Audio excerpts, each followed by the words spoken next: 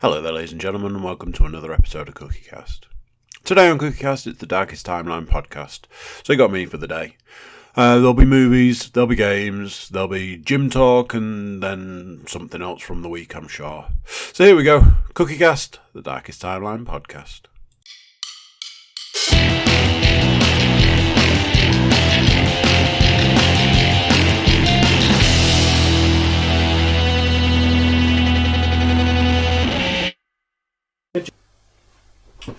Right, let's have a little look at this. Okay, I'm just going to move you real quick, although it's next to my drink. Whatever, I'm sure it'll be fine.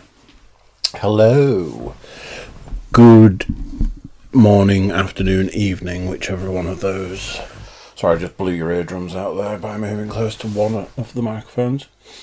Hi, Cookiecast, the Darkest Timeline podcast. I'm here, joined by no one, it's just me. I feel a little out of breath. I've been rushing around like a blue-assed fly, as they say. Honestly, can't believe it is a week since I last recorded a podcast. Largely because I looked at my list this evening. A, I realised that I hadn't put a load of stuff down, which I've just added. And B, I was like, this list is huge. Last week, I was rattling through it. Bank Holiday Monday. Did I have something to do? There was a reason I was rushing through it. I know I had toothache. I don't know if it was just that. Feels like a million years ago. So yeah, busy couple of days in the Cookiecast HQ. Been out today, running around all over the place yesterday, but it's been good, it's been nice. I would say it's still summer, but it was one of those, sunny this morning. Now it's one of those, where it's sunny in the morning and then by the afternoon, evening, you feel like you need to put the heating on. It's one of them. I'd nearly had to grab a jumper before I came to do this. So, let's get cracking. Right. So, I got quite caught up listening to my backlog of podcasts. So now I keep talking about this backlog of podcasts. But I managed to get quite nicely caught up.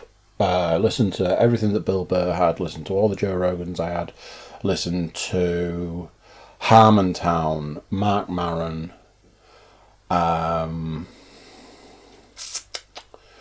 Smodcast, Hollywood Babylon. Literally got everything caught up, which was great because I did have a couple of new ones that I wanted to listen to. I had Two Bears, One Cave, which is Tom Segura and Bert Kreischer, two of my number, high up there on the list, favourite comedians, doing a podcast. And I had some episodes of Your Mum's House podcast to listen to, which again, Tom Segura and his wife, Christina Pajinski, and they have various guests on. I didn't download all their episodes. I think I mentioned this before. I just downloaded some episodes that I wanted to listen to with guests that I wanted to listen to. Typically, first one was Bert Kreischer. That's the kind of thing. Bert Kreischer, Joe Rogan, Bill Burr, Joey Diaz, people like this that they've had on that I wanted to listen to. So, managed to listen to a couple of episodes of Two Bears, One Cave. Obviously, the way a lot of the podcasts I listen to are comedy based. They're either done by comedians, or they're designed to be funny in some way. Harmontown is basically a stand-up show. A lot of the other stuff, if you think about it, Bert Kreischer, Tom Segura, Joe Rogan, Bill Burr, Mark Maron, even like Kevin Smith, Ralph Garman and people like that, all to varying different degrees, but basically would be considered to be comedians or stand-up comedians, a lot of them. So something that I've learnt, and by this I mean I am aware of and do nothing about, listening to what are essentially comedy podcasts in the gym, not always a great idea. Hasn't stopped me yet, but when you're like 8 reps in to a 12 rep set and a podcast makes you laugh out loud, can have disastrous consequences. Still hilarious though. So I listened to a couple of Two Bears, One Cave. Very enjoyable. Like I say, 2 of my favourite comedians doing a podcast. What's not to like? I really put off for a long time getting into Your Mum's House because I think I'd seen clips previously. Like I've said, I'm probably at critical mass for podcasts. So I was like, do I really want to be adding more podcasts? I'll just download the episodes I want and give it a try. Because I've seen clips more recently that made me think maybe it is something I want to get into.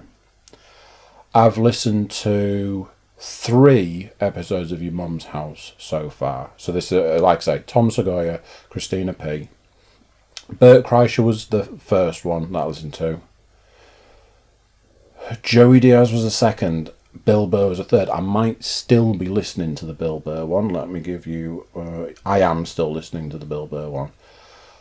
Honestly, laugh out loud funny. I know that like a lot of the stuff about podcasting is no holds barred. You know, nobody can tell you what you can and can't say. But Your Mum's House, it's like they go out of their way to have just... I mean, they're quite disgusting conversations, but hilarious. I was doing some cable pulls the other night in the gym, and I had to stop the set I was doing because I was laughing out loud too much, and let me put it this way, wasn't the only person in the gym for once. So that was that. I'm going to have a drink, and then I'm going to tell you something about this drink.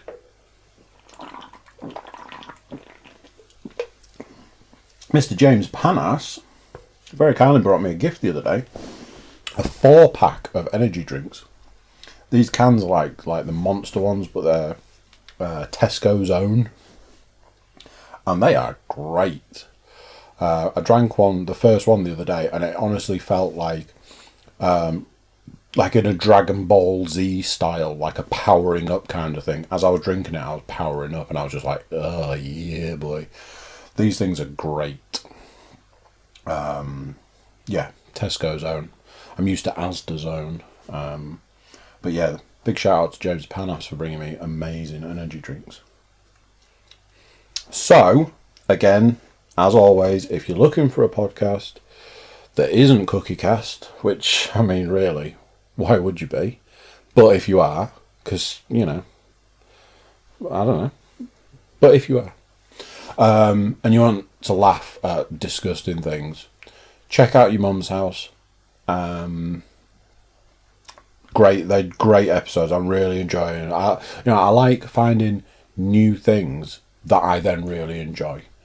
And this falls into that category. All of these podcasts that I'm listening to, thoroughly enjoy. At some point, I will do my top 10 podcasts I listen to rundown.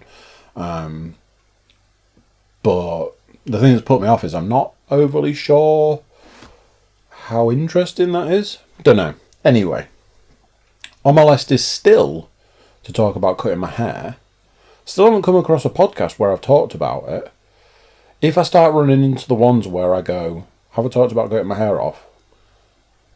Then I'm going to have to do something about talking about cutting my hair off. But until then,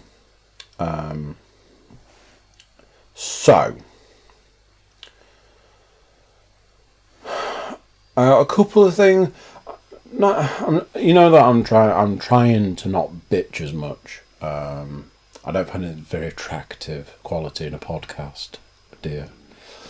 I got a couple of mini bitches.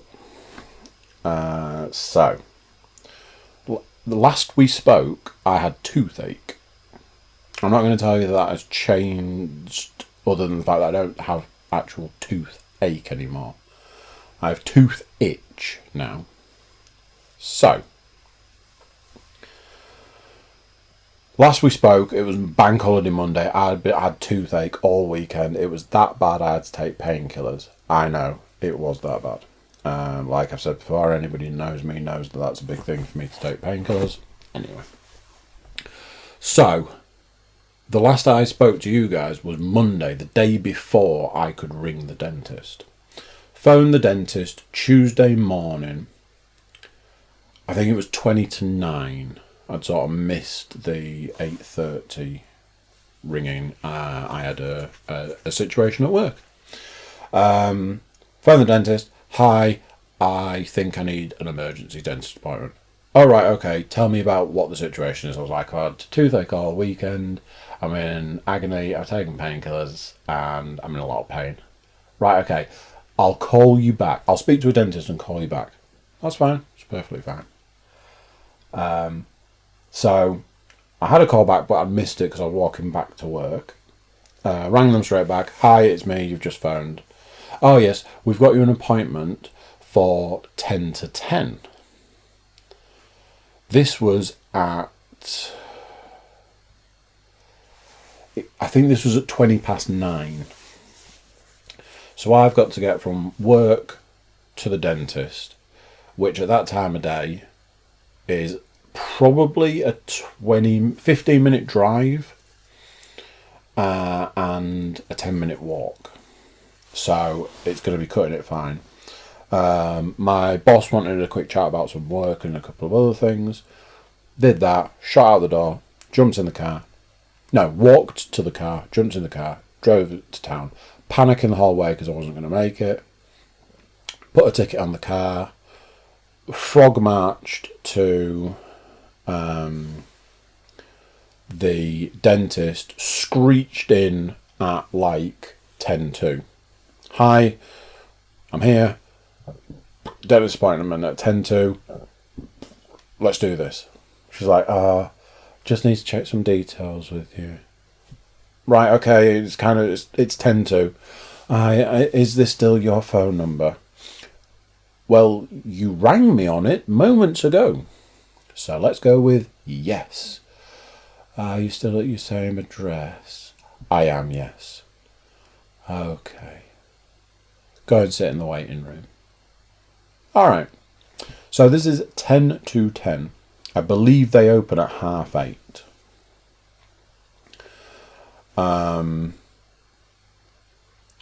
I go and I sit down. I'm there. By this point, I'm probably a little bit late. Half an hour later, I get called to go into the dentist.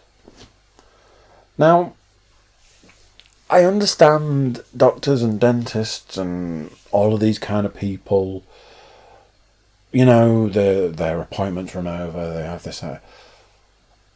But I'm working on the principle that I'm tearing across town to get to this appointment. I'm doing absolutely everything I can, you know, sticking to the speed limit, but, you know, going as fast as possible, all of that sort of stuff. Going super quick, you know that thing where it's not quite jogging, but it's not quite walking. It's like a hoppity sort of doing that to get there. Pouring sweat. It was a hot day. I was pouring sweat when I got there, which was super attractive. And then I sit and I wait the whole time thinking, did I need to rush for this appointment? You know, I don't know how to describe it, but sitting there, I was like, I could have left half an hour later. I could have walked slowly. It's this mentality that we have to be on time for appointments that are almost definitely going to be running late. I just think it's at the time I was like, this is a really strange concept. We break our necks to get to appointments that are almost definitely going to be late. I sometimes wonder if there's a better way of booking and arranging appointments. But that's kind of just an observation. I went in. So here's the next thing. I went in Guy's like, tell me your thing. I was like, right, okay, here's the problem. Toothache. Broken tooth. It's more broken because of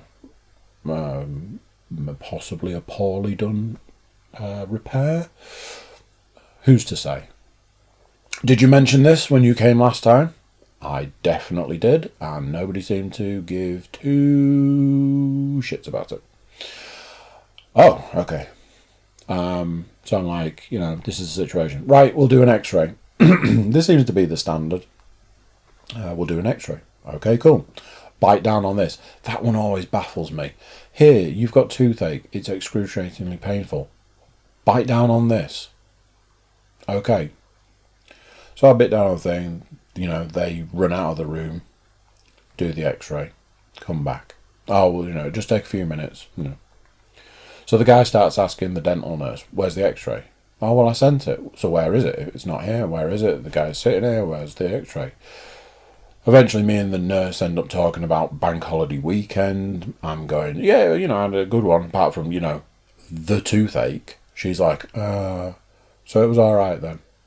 Yeah, let's go with that. Next thing, where's the x-ray? She's like, I don't know, sent the x-ray. He's like, I'm going to have to go and find where the x-ray is. Give me a minute, Mr. Cook. I'll go and find where the x-ray is. Okay. He went away, he came back. He was like, right, there's a problem. I'm like, of course there's a problem. Nobody in the building can get access to any x-rays. So what I'm going to tell you is, can you go back out in the waiting room and I'll see some other patients and then I'll come and get you when the x-ray comes through. Okay. So I'm like, right, okay, fine, whatever. I go out. I sit in the waiting area. The dentist must have seen 4 patients in the time I was in the waiting room. Bearing in mind, I'm supposed to be at work right at this point in time. I'd left work to go to the dentist. Next thing, the dentist appears. Goes past me. He's like, I'm trying to sort it now. I'm going to go and have a look and I'm going to sort it. Cool. So he's gone for a few minutes. Comes back. Calls me into the hallway. Not in the waiting room. Nobody in the building can get any x-rays. The system's down. We're trying absolutely everything. We can't get an x-ray. Can you go away and come back at 1 o'clock? I'm like, I guess. So I was like, yeah, sure, I'll go and explain it to work and then I'll be back at 1. So here's the thing. This ties into what I was saying before. I left there, right, I gotta go. I'll text my boss, here's the situation. What I'll do is I'll come back to work, I'll then go to the dentist, I'll then go and work from home. Yeah, that's fine, no problem. So, I left the dentist and headed back to work. Got halfway back to work. Next thing, I'm like, what's going on here? All these cars, no, traffic's moving. Cars are turning around, cars are turning off in different directions. Turns out the road back to work is closed. I can see 2 ambulances. The road's cordoned off by police. I'm like, okay, immediately go into map mode. How do I get to work from here? Turn right, go left, go around the back, go there. It's a bit of a detour, whatever. So that was that. Managed to get back to work. It was a detour and it took longer, but I got back to work. Did about an hour. I was like, right, I'll see you guys later. So I went back to the dentist. Got to be there for 1. Told the receptionist. The guy said, come back for 1. I walked back to the car, jump in the car, set off. This is a couple of hours later. The road is still closed. Traffic is backed up for a mile. I was on the road for nearly an hour. Got to the point that it's 10 to 1. I'm like, I am nowhere near the dentist. I've had to take a detour past the house. That's how much of a detour I had to take. Not that means anything to you, but I'm saying I had to take a detour past the house to get into town. In the end, I ended up phoning the dentist. look, I'm on my way. They've closed a main road in the centre of town, or leading into the centre of town. I'm only able to get there. I'm taking a detour. I will be there as soon as I can. Right, okay. Next thing, the dentist is on the phone. Oh, yeah, they're telling me you're going to be late. Don't you worry, I'll wait for you, all this. I was like, look, I'll be 10 minutes from now, but that will be me being late. Don't worry, it's fine. Put the phone down. Next thing, the phone's ringing. It's the reception at the dentist. Oh, the dentist said he'd wait for you. Yep, he did. Cool, I'll see you in a bit. Again, screeching sideways to the car park, stick a ticket on the car. Full-blown march to the dentist. Get there. And again, I'm like, why am I trying to break my neck? I've been sat in the car for an hour, shooting back to the dentist because I had to go away because they couldn't do the x-ray thing. This isn't me bitching. This is just an observation of the fact that we tear around trying to get to appointments, get to the doctor, get to the dentist, get to the get to the X, Y, or Z appointment, and then 9 times out of 10, that appointment is running half an hour late. Maybe there's a way to come up with a new appointment system, is basically what I'm getting to. Ultimately, I went back, I spoke to the guy. The guy was like, right, here's the problem. You've got an infection. Shocker. Toothache, infection, kind of go hand in hand. So I'm like, okay, already starting to panic. I'm like, he's going to try and take my tooth out. I'd already decided that if a dentist said to me, we need to take your tooth out, I was going to say, I don't feel that's right, because I feel that, the wisdom tooth and this tooth have been the problems have kind of been caused by you guys. So why is it that I keep losing teeth because of your mistakes? But anyway, he didn't say that. What he did say was, so here's what I'm going to do. And at this point, I cast my eye over the multitude of what can only be described as torture tools laid out on the side. I'm like, holy smokes, what the hell? He's like, here's what I'm going to do. I'm going to open your tooth. Okay. I'm then going to inject medicine into the opening, and I'm then going to reseal your tooth. I'm like, there's the part of me that went, part of my brain that went, he didn't say take the tooth out, that's good. The other part of my brain that went, can I just stop you there? He said open the tooth. I resigned myself to, he's not taking the tooth out, let's do this, because he'll probably numb me up. And then he went, I'll numb you and then we'll do this. I was like, fine, go for it. So yeah, those are the things that were done. Tooth open, injection, tooth closed up, job done.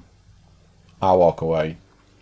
He was like, it can sometimes take a couple of days for the pain to go away, so keep taking the painkillers. I'm like, all right. As it was a few more. It was more than a few days, and even today, like I say, itchy tooth. But yeah, just this weird observation about appointments and rushing to appointments. I'm rushing to get to an appointment. Should I be?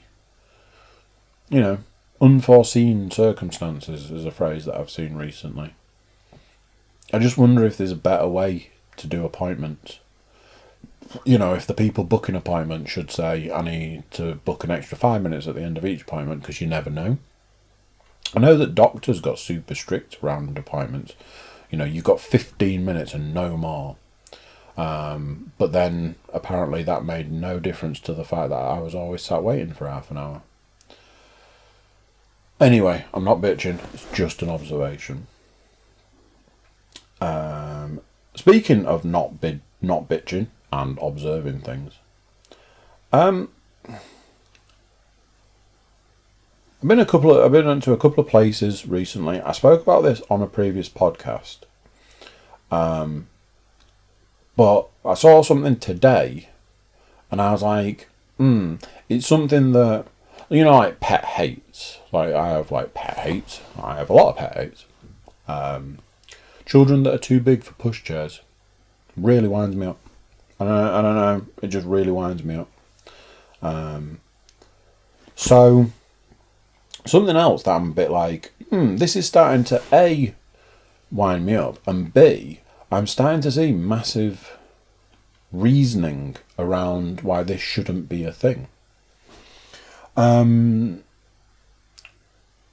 Play areas, children's play areas that have either an age restriction, so, went to a place that was for under fives, and there was, I mentioned it previously, there was some kind of teenage mafia in this under fives play area running the show, with parental guidance, which I was just like, this is really weird.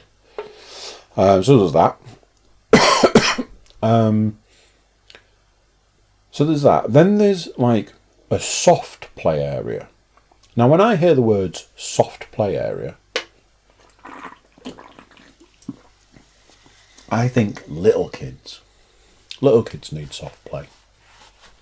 So immediately I put like a age range on a soft play area.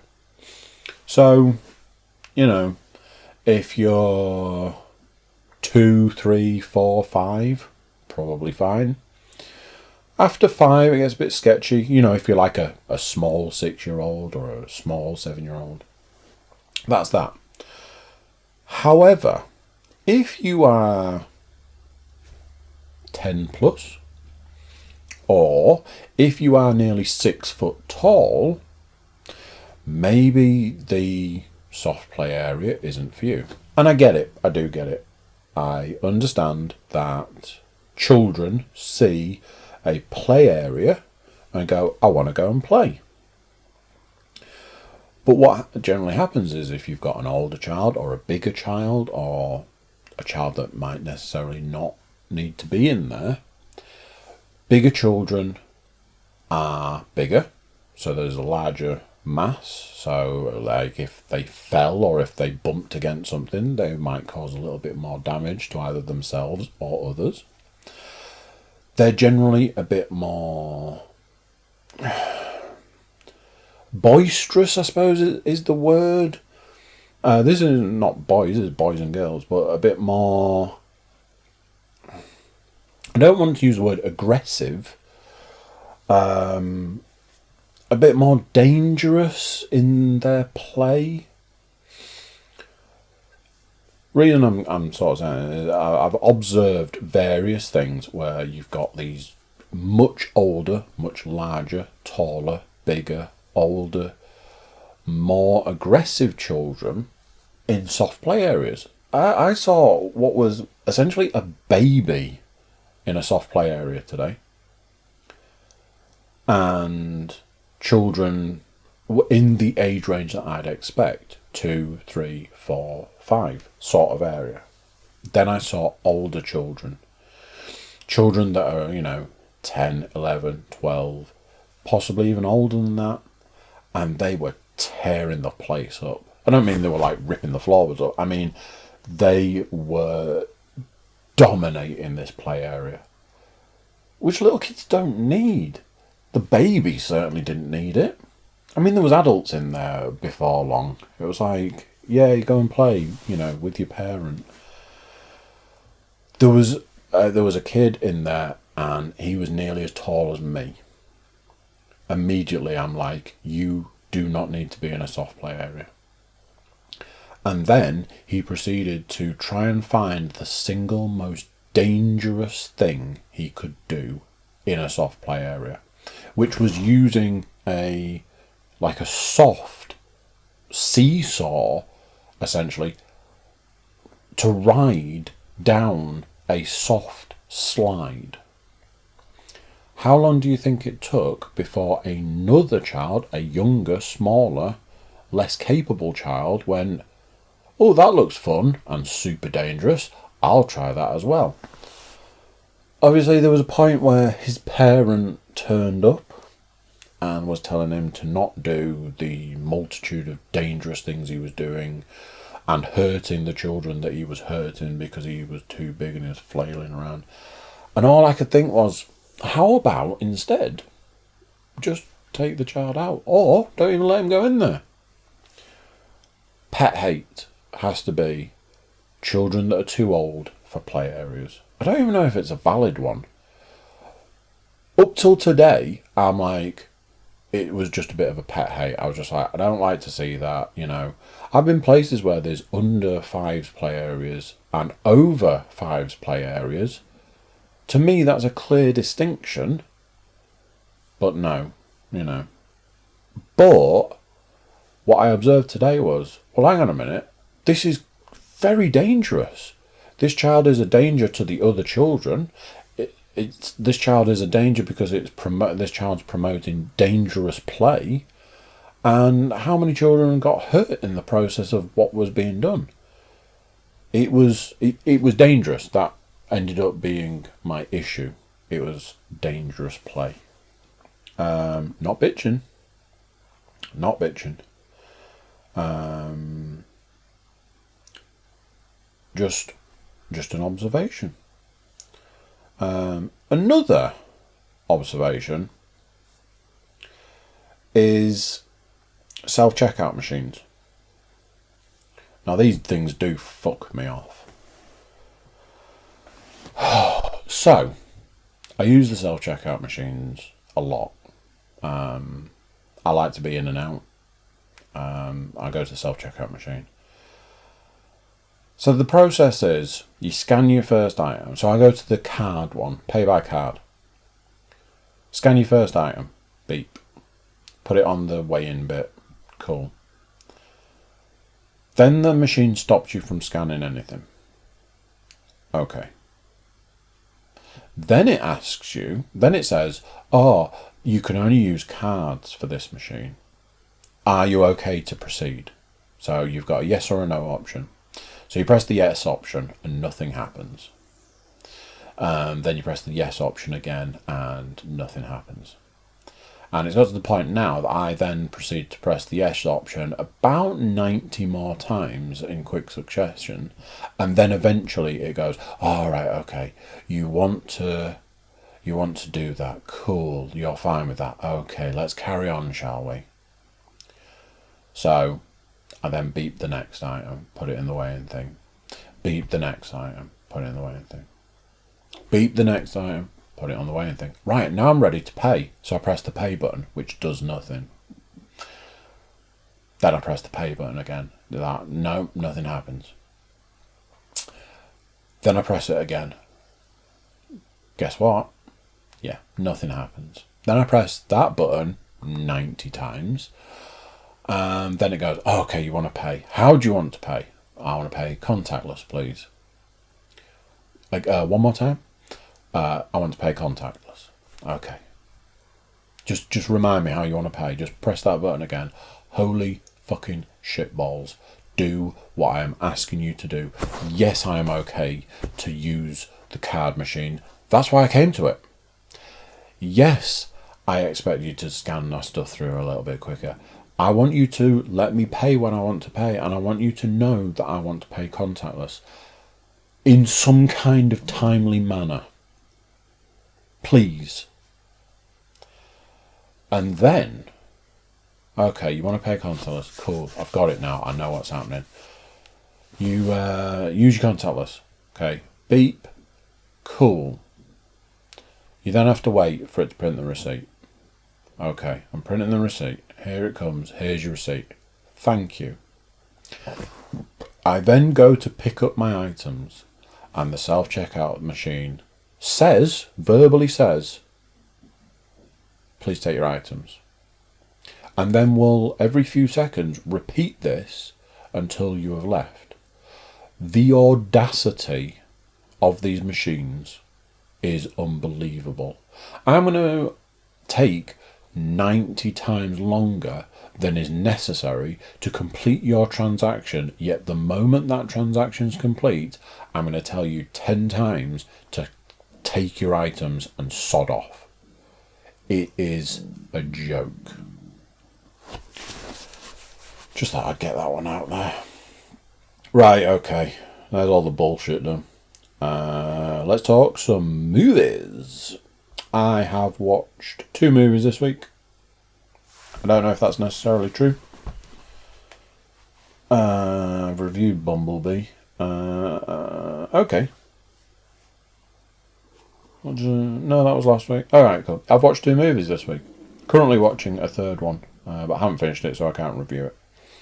I watched the DC animated movie Batman Hush, which I was really looking forward to. It looked really good. It didn't, all in all, it didn't disappoint. I really enjoyed it. Often situations where I'm quite looking forward to DC animated movies, they can sometimes be a letdown. It's often the ones that I'm like, oh, I'll give that a watch, that I'm pleasantly surprised. I think I mentioned that I watched the Justice League Doom animated movie. That was really good. I really enjoyed that. But I was really excited for Batman Hush. So that kind of made me think it wasn't going to be very good. However, I was pleasantly surprised. It was really, really good. I really enjoyed it. Right up till the end. Because from my recollection, they've changed the back end of the Hush story. Because all the way through it, I was like, the big secret is who is Hush. And all the way through it, I'm like, well, I know who Hush is because, I'm aware of the story. I'm aware of who it is. Pretty sure for shock factor, they just changed the back end of the story to throw people off. Which was kind of fine. The unfortunate aspect of that was that the person they changed it to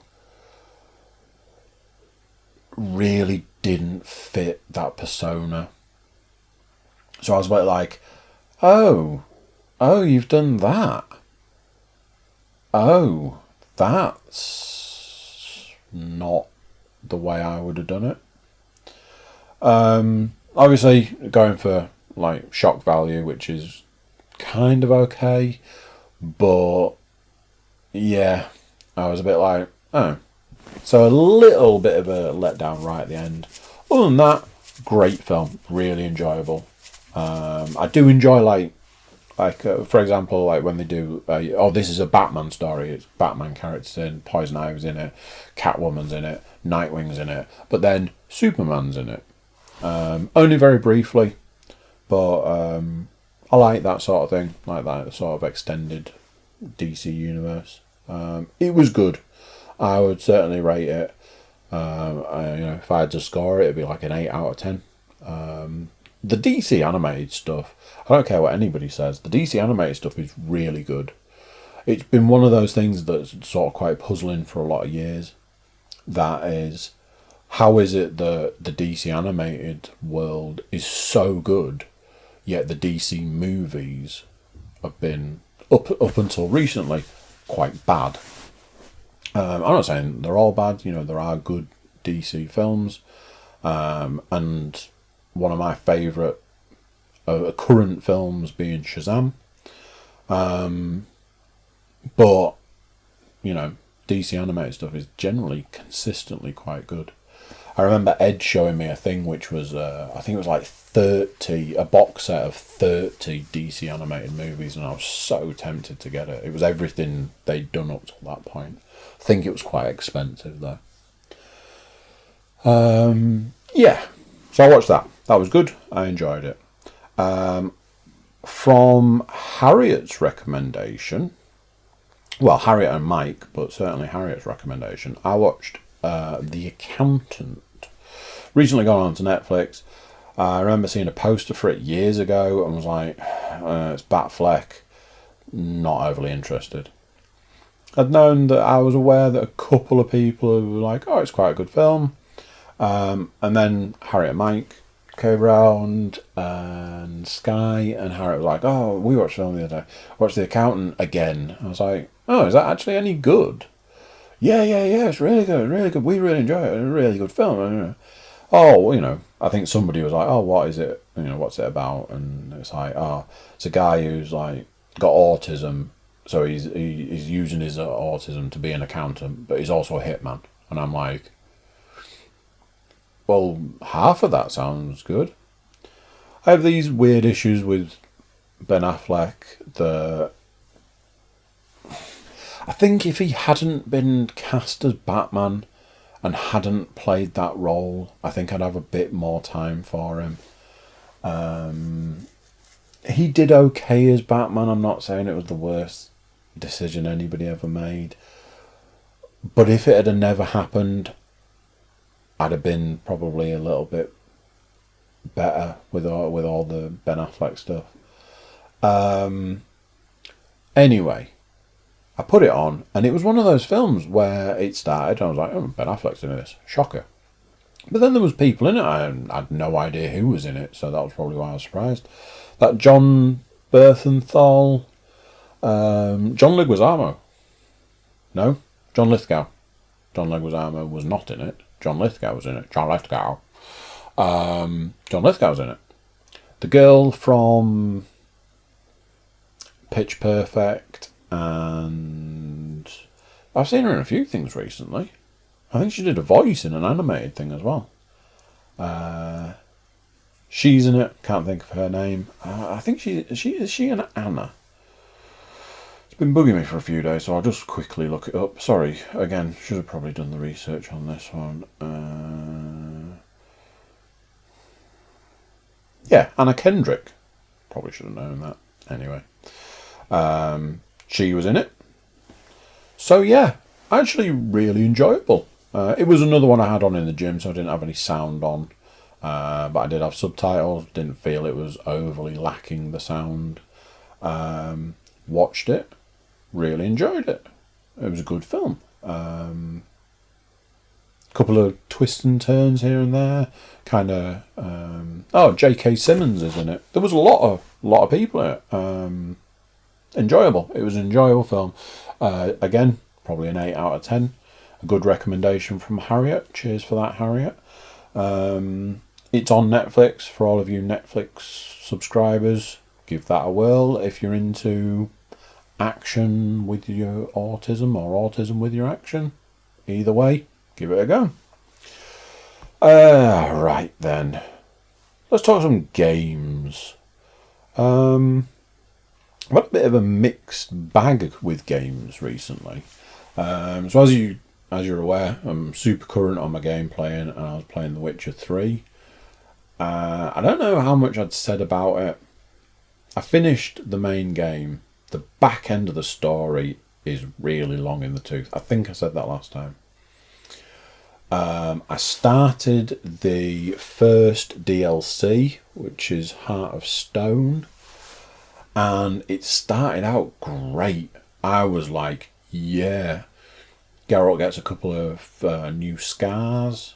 He gets like a mark on his face, of all places. And the beginning of that DLC was great. Next thing, it's, hey, let's go to this wedding. I'm sorry, what? Yeah, we're going to go to a wedding. All right, why is that? Oh, it's definitely to go and fight and kill monsters and do a murder mystery. No, it was just going to a wedding. It was exactly like going to an actual real life wedding. It largely was quite dull. Anyway, that really dragged on for far too long. And by this point, I was like, for a good few hours now, I've been saying, this is really dragging on. Anyway, got to go and do a mission. It was a really long mission, and then I got to the back end of this mission, and it's kind of like a boss battle. Fight this guy, or fight multiple versions of this guy, which I tried and died. Like, oh, okay, don't often die in The Witcher 3, but maybe this guy's just a bit tougher than usual. Tried it again, died. Tried it again, died. Issue I have at this point is that the game takes a really long time to load, which I never get on well with, because I'm a bit like, well, we're here, why do you need to load so much? So, not super happy. I was a bit like, do you know something? I might have to step away from this game. For a game that I loved so much, it really does go downhill. And the DLCs are not helping that at the moment. Well, the DLC I've been playing has not helped my opinion of that game, is what I meant to say. So, here's what happened. I decided, around about this point in time, that I needed something else to play. And I looked through the pile of games, because I'm also looking for stuff to trade in, because there's a couple of games coming out, or that are currently out, that I'd like. So I was like, right, I've got some games here that I'm not sure whether I can trade them in. They're worth quite a bit of money in the trading sense. So I should probably play them to see whether I want to trade them in. One of them is a game that I got for Leanne a while ago, which is Jurassic World Evolution. And she was like, oh, you can trade it in if you want. And I was like, oh, I kind of thought I might have a go on it, because I've not played it. She was like, oh yeah, play it, see if you like it. If not, trade it in. Cool. So I had to go on that. Again, a game that started out fine. Started out great. Build a theme park and create dinosaurs. Cool. So I'm like, building my theme park, getting my dinosaurs, getting all the bits, doing the research, doing all the bits.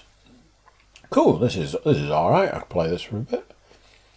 Then it was like, okay, here's the deal. You've got a new island. Unfortunately, this island is in like a storm centre.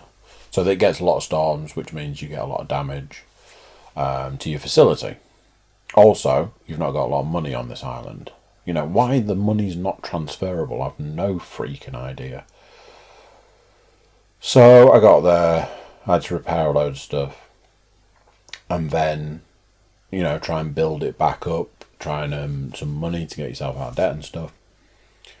And in the end, I ended up selling half of the stuff that was already there to try and start from scratch, essentially. Get some, little herbivores in the pens, build it up that way, and then get some bigger ones. And I found a way that you can make money by going to a particular place to find fossils, and one of the fossils you always found was worth a lot of money, and you could just sell it. So I just kept doing that, building up. Built another pen, because that had been there originally, but I sold it all. And here's where the problem starts. Anytime I build a pen and put carnivores in, the carnivores break the fence and get out every time, and it's literally every minute. They're breaking the fence, they get out, so you send someone to repair the fence, and you send a helicopter to trank the dinosaur, and it tranks the dinosaur. Then you have to send another helicopter to pick the dinosaur up and put it back in the pen. By that point, the fence is fixed, everyone's happy, and then another dinosaur breaks the fence and escapes. And that is literally the entire cycle of the game at this point. It's annoying. I hate games that always put you on the back foot. I've said that before, but I really hate games like that. They annoy me. So, the other game that I was umming and ahhing whether to trade in, and decided that I should probably play, because I'd only ever had a couple of goes on it, and I'd heard that it was very good, and I heard it had a free update, was World War Z. I bought World War Z, even though a couple of people were like, oh, I don't know how much longevity it's got. I will agree that I don't know how much longevity it's got. Made by the people that made Left 4 Dead and Left 4 Dead 2. Games that are fun to play a couple of times, but you kind of get bored after that. Fun to play with friends. Again, after you played them a couple of times, you're kind of looking for something else to do. So I was aware of that. But World War Z looked a lot of fun. I saw a thing recently that seemed to say that it's done very well. So I was like, oh, okay, got a free update with some, like, I think it's like a different zombie in some other levels. I'm like, yeah, I fancy giving that a go. When I did a check on, what games are worth what, World War Z was worth quite a lot of money. So I was like, I could trade it and get quite a lot of money to help me get another game. But if it's worth a lot, that means people like it. So I was like, look, I'm going to put it on. Excuse me. So after I'd been playing Jurassic World and got to this point where I was essentially stuck in this loop, I was like, right, it's World War Z time. World War Z had 2 updates in 2 days. One, I presume, will have been the previous update that had all the extra stuff that I just haven't updated it. 13 gig. Took an entire evening to download and install. The next day, I went to play World War Z, and it was like, oh, there's an update. All right, okay. Well, that happens. Yeah, it's 9 gig. It's going to take 3 hours. Like, fine. The first time it did an update, I put another game on that I'd been wanting to go back to, which was Surviving Mars. That is a game that I feel like if I had a week off, I'd probably do the tutorial for like the 4th time at like the weekend, and then spend the week just really getting stuck into that game. As it was, I played it the other day whilst I was waiting for World War Z. Started building a little colony on Mars and stuff. Got so far, and then I think I went to the gym.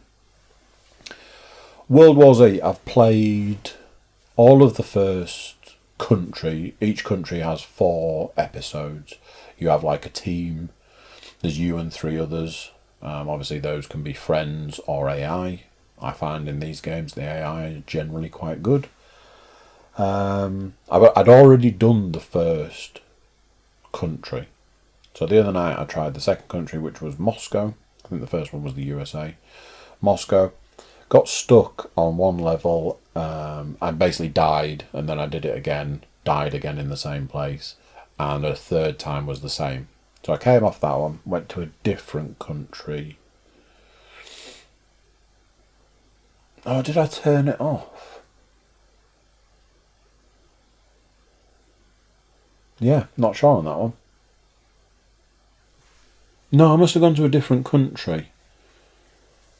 Anyway, it really doesn't matter. So anyway, once I've been playing Jurassic Park, I went back to World War Z. Thoroughly enjoying this game. It's a lot of fun.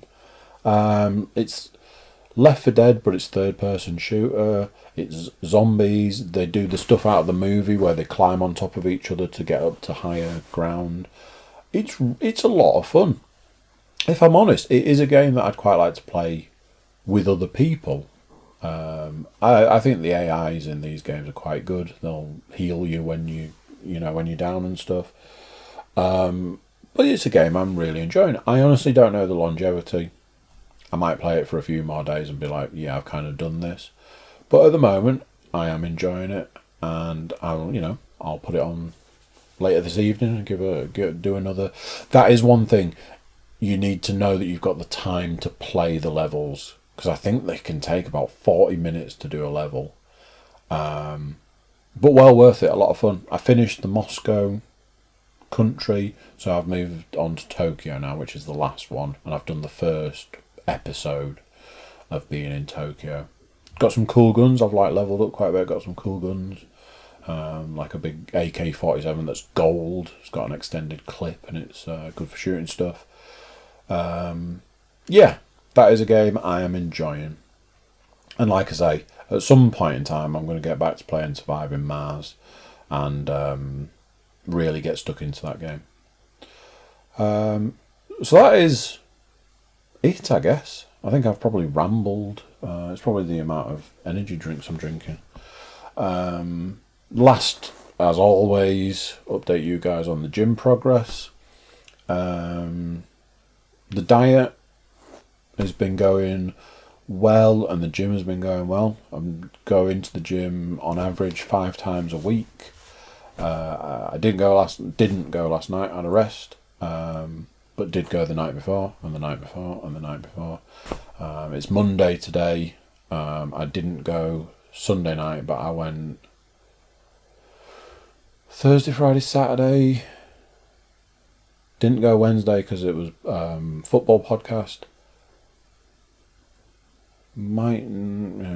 But basically, I go to the gym 5 times a week.